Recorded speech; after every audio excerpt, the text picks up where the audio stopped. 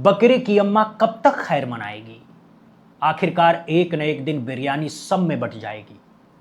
दोस्तों, कुछ ऐसा ही हो रहा है मोदी जी के साथ भी। अब तो वो लोग भी आरोप लगाना शुरू कर दिए हैं जो चरण वंदना में दिन रात झुके रहते थे। देश के प्रधानमंत्री पर अब तक का सबसे गंभीर आरोप लगा है। इससे पहले भी कई बार ऐसे आरोप लग चुके हैं, लेकिन इस बार मामला इतना संगीन है कि तुरंत इस्तीफे की मांग उठने लगी है। लोग कहने लगे हैं कि इस मामले की निष्पक्ष जांच कराई जाए, और यह तभी संभव है जब प्रधानमंत्री अपने पद से इस्तीफा देंगे। पिछले कुछ समय में प्रधानमंत्री का नाम कई बार विवादों से जुड़ा रहा है। 2 बार पहले भी उन पर उंगलियां उठ चुकी हैं। कपिल मिश्रा, जो अब भारतीय जनता पार्टी में हैं, वो भी पहले आरोप लगा चुके हैं, लेकिन बीजेपी ज्वाइन करने के बाद उनके भी मुंह बंद हो गए हैं, उनके मुंह पर ताला लग गए हैं। वहीं बीजेपी के वरिष्ठ नेता सुब्रमण्यम स्वामी भी एफएसटीन फाइल में प्रधानमंत्री के नाम आने को लेकर गंभीर आरोप लगा चुके हैं। कहा जा रहा है कि अगर मीडिया उस दिन सक्रिय होती जिस दिन ये नाम सामने आया था, तो स्थिति कुछ और ही होती। दोस्तों, पहले 2G, कॉमनवेल्थ जैसे घोटालों पर लगातार बहस होती थी, लेकिन अब प्रधानमंत्री पर गंभीर आरोपों पर मीडिया रक्षात्मक मोड़ पर नजर आती है। यहां तक कि यह मामला टीवी मीडिया से लगभग गायब सी हो गई है। सवाल यह है कि आखिर ये महिला कौन है जिसने ये आरोप लगाए हैं? दोस्तों, ये हैं मधु किशोर, एक जानी मानी पत्रकार जिन्होंने प्रधानमंत्री नरेंद्र मोदी की जीवनी मोदीनामा लिखी थी। 2014 में जब कई पत्रकार प्रधानमंत्री का इंटरव्यू लेना चाहते थे, तब सबसे पहला इंटरव्यू मधु किशोर ने ही किया था।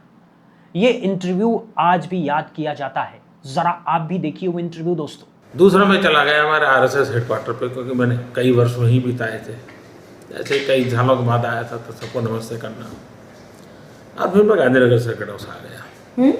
गांधीनगर सर्किट हाउस आ गया। ऐसे नहीं पड़ता। इसी शख्सियत ने अब प्रधानमंत्री पर सबसे गंभीर आरोप लगाए हैं। उनकी पहचान और पृष्ठभूमि को देखते हुए उनके आरोपों को और गंभीरता से देखा जा रहा है कि भाई ये मोदी जी की परम भक्त थी, अब इनको क्या तकलीफ हो गई है। इस इंटरव्यू के बाहर आने के बाद मोदी जी की असली शक्ति के बारे में पता चलता था कि वो फाइलों को पढ़ते नहीं हैं, स्कैन करते हैं। उनका चेहरा फोटोजेनिक है। इस वीडियो में तो मधु किशोर की सिर्फ आवाज आ रही है, लेकिन अब मैं आपको मधु किशोर का वो वीडियो दिखाने जा रहा हूं जिसमें वो नरेंद्र मोदी की जमकर तारीफ करती नजर आ रही हैं। ये वीडियो भी आपको देखना चाहिए दोस्तों, तब आपको पता चलेगा कि वो प्रधानमंत्री नरेंद्र मोदी पर कितना विश्वास करती थी और कितना भरोसा करती थी। यह समाज सेवी मधु किशोर, जो आजकल नरेंद्र मोदी की अचानक कर रही तारीफ से चर्चा में है, और यह है manushi.in वेबसाइट पर मधु किशोर का मोदीनामा। मोदीनामा की पहली 3 किश्तों में मोदी की तारीफ करने वालों के हवाले से मधु किशोर खुद भी मोदी का गुणगान कर रही है। ये हैरत है कि एक व्यक्ति को क्यों टारगेट कर रहे हो। आपको याद है कि जब भिवंडी में दंगे हुए तब कौन चीफ मिनिस्टर था? यूपी में जब दंगे हुए मेरठ में, मलियाना में या जमशेदपुर में या हैदराबाद में कौन चीफ मिनिस्टर था? तो एक मोदी को सूली पे चढ़ाने की इतनी मुहिम 11 साल से क्यों चल रही है नेशनल इंटरनेशनल? तो उम्मीद करता हूं आपने मधु किशोर के बारे में सही तरीके से जान लिया होगा कि मधु किशोर की शख्सियत क्या है। लेकिन आज मधु किशोर को ऐसा क्या हुआ कि उन्होंने प्रधानमंत्री पर गंभीर आरोप लगा दिया? दोस्तों, अभी अभी मधु किशोर ने प्रधानमंत्री को लेकर एक इंग्लिश में पोस्ट किया है। यह पूरा इंग्लिश में है और इसी में सारे आरोप लगाए गए हैं। तो इंग्लिश में क्या लिखा है, हो सकता है बहुत सारे हमारे दर्शक ना समझ पाएं, तो इसीलिए आपकी सहूलियत के लिए इनके ट्वीट को मैं ट्रांसलेट करके आपको बता रहा हूं। मधु किशोर लिखती हैं कि साल 2014 में मोदी के प्रधानमंत्री बनने के बाद से ही उनके निजी जीवन में कुछ महिलाओं को पद देने और यहां तक कि कुछ मंत्रियों से जुड़े विशेष सेवाओं की बातें सत्ता के गलियारे में चर्चा का विषय थी। इन बातों से वो इतनी असहज हो गई कि उन्होंने खुद दूरी बना ली।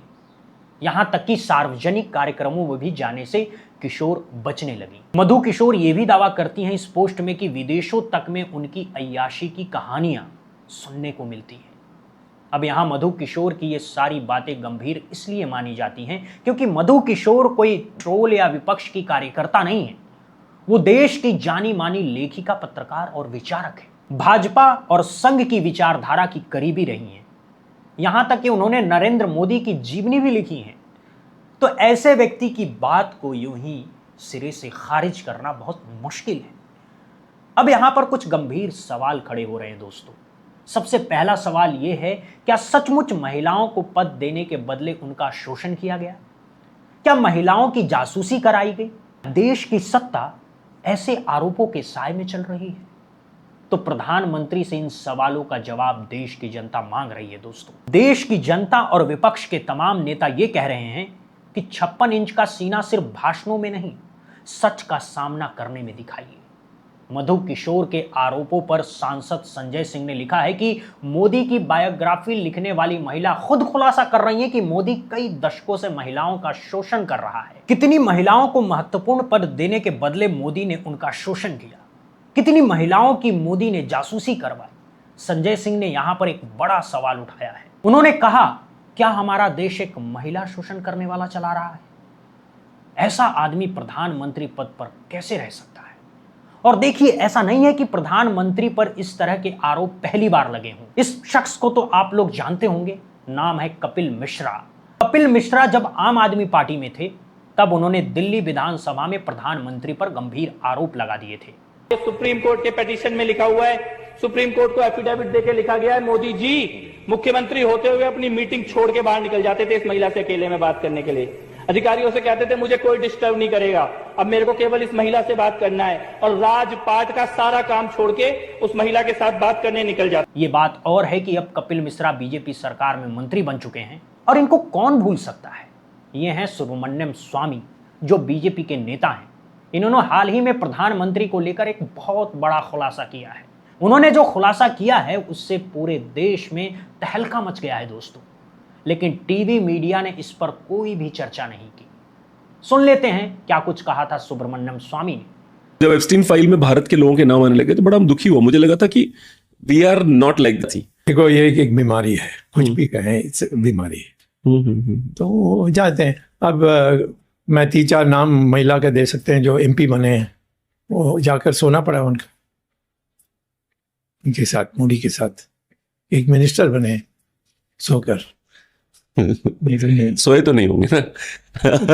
तो प्रधानमंत्री पर अभी जो आरोप लगे हैं उसे बेहद गंभीर माना जा रहा है, और तो और कहा जा रहा है कि तुरंत इस्तीफा देकर इस पूरे मामले की निष्पक्ष तरीके से जांच करवाई जाए। वहीं सुब्रमण्यम स्वामी के वीडियो को लेकर सोशल मीडिया में लिखा जा रहा है, कहा जा रहा है कि एक बीजेपी का नेता इस तरह के आरोप प्रधानमंत्री पर लगा रहा है, लेकिन टीवी मीडिया इनके बयानों को भाव नहीं दे रहा है, वो साइलेंट हो चुका है।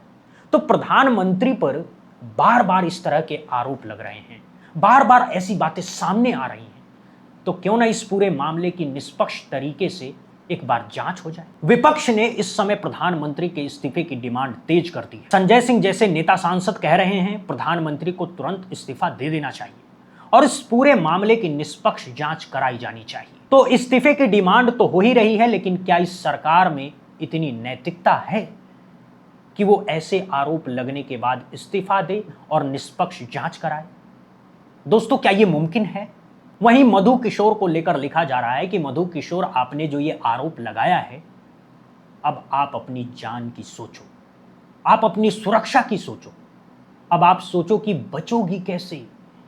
इस तरह की सलाह भी किशोर को दी जा रही है। लेकिन किशोर जो मोदी भक्त हुआ करती थी, आज उन्होंने प्रधानमंत्री मोदी पर इतना बड़ा आरोप लगाया है। तो आखिर आज उन्होंने प्रधानमंत्री पर इतना सीरियस एलिगेशन क्यों लगाया? ये बड़ा सवाल है। और क्या इस मामले की निष्पक्ष जांच होनी चाहिए? क्या प्रधानमंत्री को इस्तीफा देना चाहिए? आप लोग भी अपनी राय कमेंट बॉक्स में जरूर बताइएगा। बहुत बहुत शुक्रिया, बहुत बहुत धन्यवाद दोस्तों।